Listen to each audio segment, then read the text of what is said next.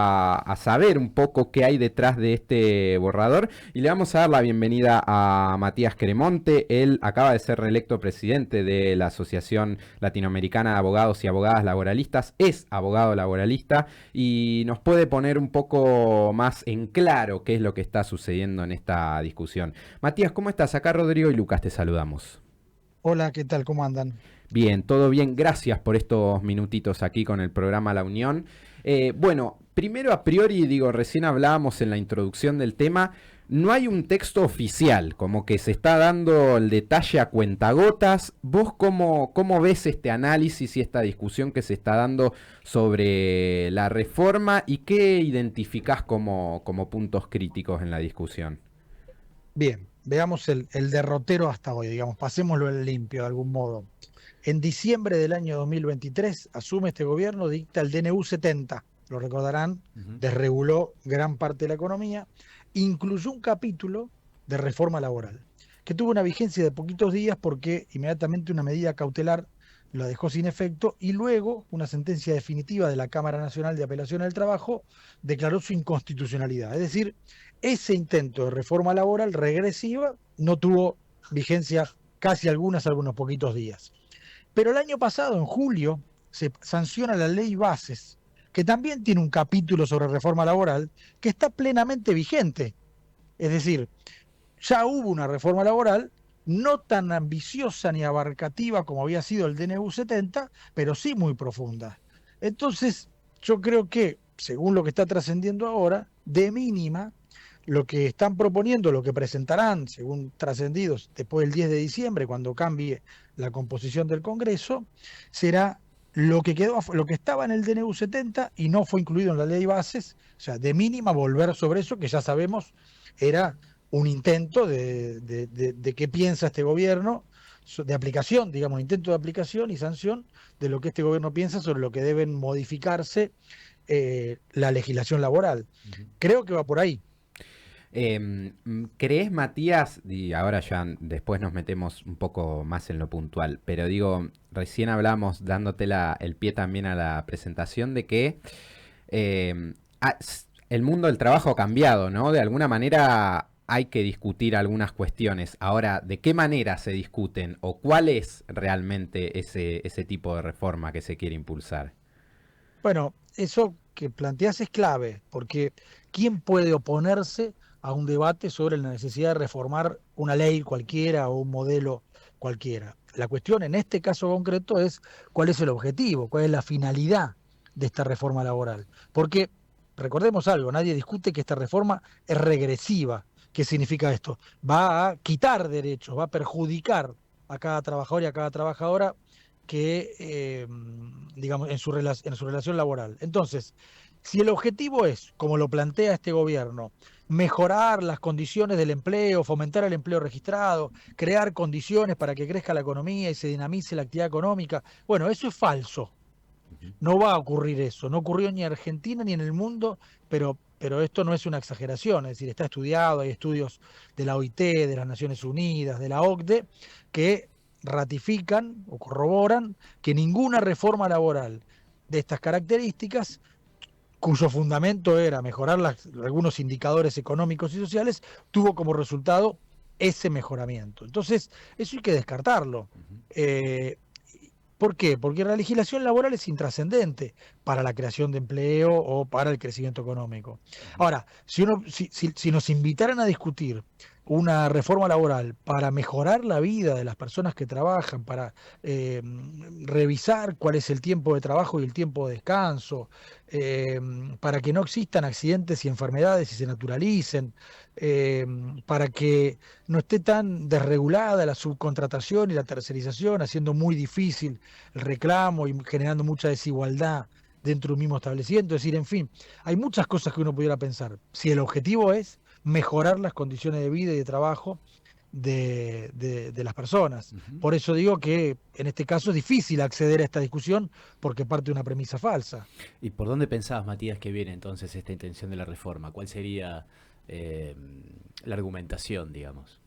La argumentación es, insisto, falsa. La argumentación es, Sí, bueno, crear empleo y eso no va a ocurrir. El verdadero eso. objetivo Ujú, es, bueno, por un lado, retrotraer o destruir algunas cuestiones muy importantes del derecho del trabajo, que son, eh, digamos, institutos o instrumentos que le dan cierto poder de decisión a la persona que trabaja, ¿no? Al trabajador o la trabajadora. Bueno, eliminar o modificar ese tipo de resortes de modo de que el poder absoluto lo tenga el empleador. Entonces, aumentar la sumisión, más ujú, allá de lo que ya opera la realidad sobre eso, ¿no? ujú, El temor al desempleo, los salarios bajos, además que la legislación vaya en ese sentido. Y por otro lado, bueno, reducir salarios, o ujú. mejor dicho, todo lo que hoy es de manera directa o indirecta ingreso para el trabajador o la trabajadora, que pase a quedarse en manos del empleador, ¿no? Que sea rentabilidad o utilidades empresarias. Ujú, sí, sí, ahí aparecen los salarios dinámicos, ¿no? Los tickets canasta, no sé, acá estoy leyendo un poco. El banco de horas. Claro, la flexibilidad en la jornada laboral. Sí, eh, todo lo que mires va a ser algo en perjuicio de los trabajadores. sí, sí. Yo tengo ahí también una pregunta, Matías, que tiene que ver, hay una intención de modificar la ley 23.551 que tiene que ver con las asociaciones sindicales. Algunos borradores que andan dando vueltas, insisto, por los medios de comunicación, porque lo vuelvo a aclarar para la audiencia que esté escuchando, no hay un texto oficial todavía. Marca la injerencia en la modificación de la actividad de los sindicatos.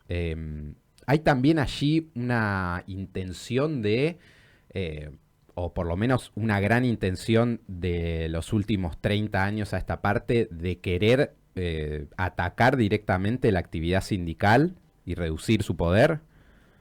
Eso ya lo estamos viendo. La ley bases, que insisto, es la reforma que está vigente hace un año y medio, entre otras cosas, habilitó la posibilidad del despido con justa causa de aquellos trabajadores que participen en una medida de acción directa, que a criterio del empleador sea un perjuicio desmesurado, en fin, le da una posibilidad que hasta hoy no tenía. Ujú. Lo mismo que con los despidos discriminatorios, los legaliza, y quienes son víctimas de despidos discriminatorios, bueno, normalmente quien realiza una actividad sindical por ahí no, no aquellos que tienen la tutela garantizada por la ley, pero sí otros. Entonces hay un ataque constante, sistemático, digamos, si se quiere, de este gobierno a la acción colectiva y además también desplegando su faz represiva, ¿no? Recordemos el protocolo antipiquetes Ujú. o la criminalización y represión de la huelga en general o de las movilizaciones. Ahora esta reforma, por un lado, plantea, insisto, como bien decís vos, ¿no? Los borradores a los que uno va accediendo, que es difícil darle entidad, pero sí, por supuesto, dar una idea de por dónde viene la cosa. Creo que lo más grave es que, y esto lo dijo el secretario de Trabajo, o sea que lo podemos dar por cierto, modificar el sistema de negociación colectiva. Y lo que hoy tiene preeminencia en nuestro sistema, que es la negociación colectiva por actividad, por rama de actividad, es decir, el salario lo fijan el sindicato o la federación con la cámara empresaria y es el mismo, o por lo menos hay una escala básica, igual para todos los trabajadores que trabajan en una misma rama de la industria o del comercio, Ujú. y por empresa solo se puede superar ese piso. Es un piso. El secretario de Trabajo dijo que ese piso debiera actuar como un techo, Claro. de modo tal que cada empresa pueda negociar luego, perforar ese piso, digamos, y negociar salarios inferiores, ¿no? Ujú. Bueno, eso nos da la pauta de cuál es el objetivo: desarticular la acción sindical, restarle poder y, como decíamos antes, también reducir salarios. Ujú, sí, ahí aparece, Matías, el derecho, esto del derecho a huelga, ¿no? De ver si sigue siendo una herramienta posible para el trabajador o para el delegado, para la organización sindical, si sigue teniendo vigencia. Y después las cuotas sindicales voluntarias. Eso también ahí hay una intención, ¿no? De meterse. Ambas cosas. Bueno, respecto al derecho de huelga, ya lo intentaron no una, sino dos veces. Mm, En el DNU 70 y después con otro decreto, el 342 de este año. ujú, Ambos fueron declarados inconstitucionales.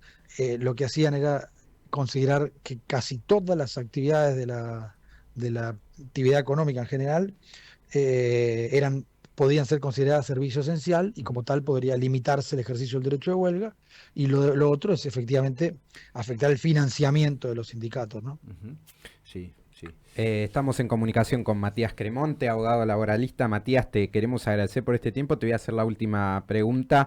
¿Cómo ves en este escenario a la Confederación General del Trabajo para, dar estas discusiones y imagino también las discusiones que se puedan dar en el ámbito legislativo y judicial? La veo con un rol clave, es decir, entonces, por lo tanto, con expectativa, más allá de lo que podamos pensar de lo hecho hasta ahora, esta reforma laboral dependerá, como cualquier ley, de las mayorías y minorías dentro del Congreso Nacional y de los representantes del pueblo, pero eh, el- existen otros derechos constitucionales muy importantes en estas situaciones, como el derecho de huelga, el derecho de manifestación, de protesta, que son los que van a tener que desplegarse para que los representados por los sindicatos y las centrales, es decir, los trabajadores, no se vean afectados, perjudicados, si se aprueba, o sea, con la aprobación de esta ley, es decir, que se ejerza presión para que esta ley no se aprueba. Que insisto que son derechos tan constitucionales como el sistema de sanción de las leyes, ¿no? No se trata de una presión antidemocrática o por fuera de los canales que establece la Constitución, todo lo contrario. Matías, ha sido muy, muy claro y te agradecemos por estos minutos. Te mandamos un gran abrazo. Bueno, gracias a ustedes. Chao, buenas tardes. Hasta luego. Matías Cremonte pasaba allí, abogado laboralista, como lo mencionábamos recientemente, también presidente de la Asociación Latinoamericana de Abogados y Abogadas Laboralistas, trayendo un poco de discusión, ¿no? De debate en esto que se está dando, que indudablemente tiene un efecto o va directamente contra los trabajadores y trabajadoras que se encuentran en relación de dependencia, en empleo en blanco, y que, bueno, pueden ver afectada su situación laboral a partir de diciembre de este año. Ujú. Eso va a estar ahí complejo. Che, vos sabés que un compañero, Leandro Sandueta, un compañero de ahí de SOSBA, de prensa, me acercaron un trabajo que hizo, ¿viste? Sobre un análisis que hizo del proyecto presentado por Romina Díez, que es el único proyecto que hay dando vueltas de La Libertad Avanza en cuanto a la reforma laboral, y lo analizó en función de las palabras que utiliza que hay, cuáles son las palabras más utilizadas en el proyecto, y hablando de una cuestión cultural y semántica de lo que el proyecto trae, ¿no? Más allá de las leyes en sí o de lo que quieren modificar en sí. Entonces, cortito lo leo, ¿no? Sí, Pero, por sí, ejemplo, el proyecto habla más de patrimonio que de personas, ¿no? De propiedad que de trabajo, y de régimen que de derechos, ¿no? No se reconocen cualidades de los trabajadores y están casi siempre ligados a condiciones legales y no a valoración humana o social, ¿no? Corre el eje del trabajo como derecho hacia el trabajo como variable económica, ¿no? Plantea la figura de los trabajadores como destinatarios administrativos del régimen, no como sujetos políticos. Utiliza el lenguaje técnico que despersonaliza a las y los trabajadores. No hace referencia al trabajo como base de la comunidad de proyecto colectivo. La estructura del discurso presenta a las y los trabajadores como figura legal antes que como sujeto social. Otra vez el tema de negar el hecho de ser sujeto, ¿no? Cuando vos sos sujeto, sos una persona con derechos, digamos, ese es el sujeto. Claro. El enfoque describe condiciones, regula situaciones, no reconoce sujetos, nuevamente. En términos discursivos, la figura laboral queda reducida a una categoría funcional dentro de un sistema contractual. Casi no menciona los sindicatos y cuando lo hace es para hablar de aportes, ¿no? El problema de los aportes, estos aportes compulsivos que dicen, ¿no? No reconocen representación, promueven un modelo individualizado, cada trabajador solo frente a la empresa, despersonaliza y despolitiza la función sindical, lo trata como un mecanismo administrativo que genera obligaciones económicas, no como un pilar democrático ni como herramienta de defensa de derechos, ¿no? Y esta cuestión semántica de cómo desde lo simbólico y de lo cultural y político, qué es lo que quiere en el fondo, creo yo, esta nueva intento de reforma laboral, ¿no?